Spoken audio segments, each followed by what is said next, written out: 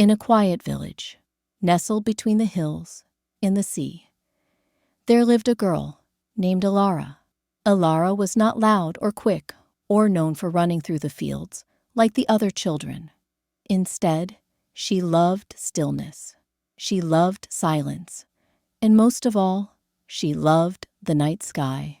Each evening, after the dishes were washed and the lamps had been dimmed, Elara would climb onto the roof of her little house. She would wrap herself in a patchwork blanket, hold a cup of warm milk in her hands, and look up.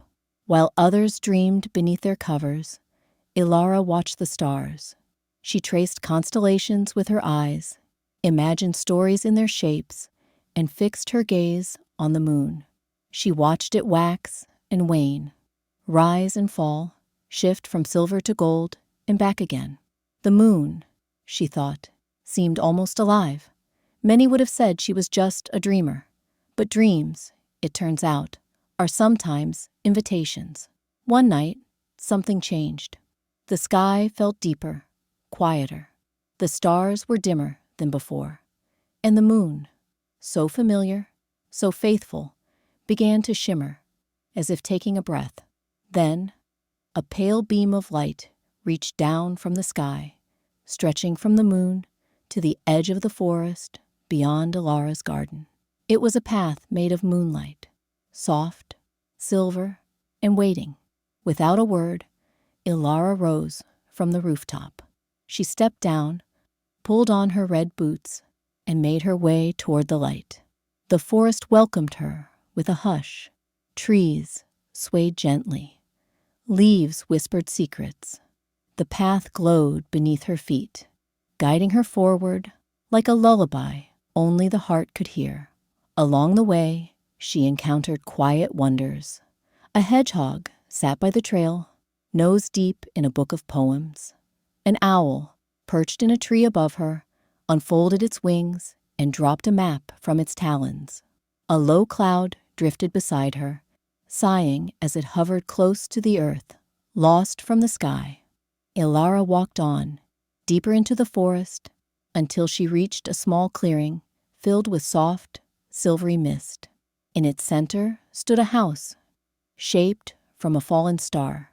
Its walls sparkled faintly, as if holding starlight within.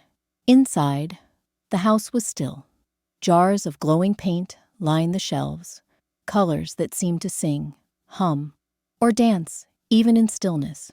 A paintbrush rested on a table, unused, and in the corner, curled up beneath a threadbare blanket, slept the star painter. The room was dusty, quiet, forgotten. Elara didn't speak. She simply moved. She swept the floor, wiped the jars, and filled a kettle with water. She lit a small flame. As the fire flickered to life, so did the room. When the star painter opened her eyes, something stirred in the air, something like memory or hope. Without asking, Elara found a second brush. Side by side, the girl and the painter dipped into the colors of the cosmos.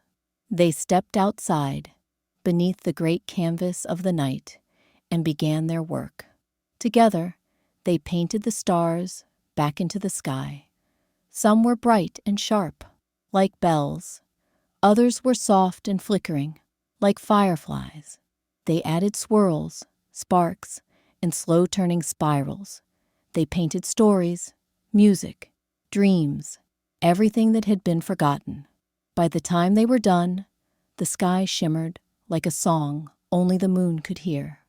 Back in her village, Elara returned to her rooftop. The moon, full and glowing, hung above her like a friend.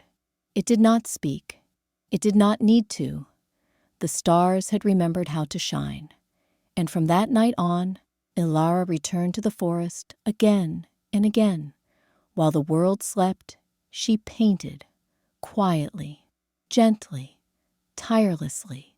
And if, one evening, you find yourself beneath a sky so full of light that it seems to breathe, you may be looking at one of hers,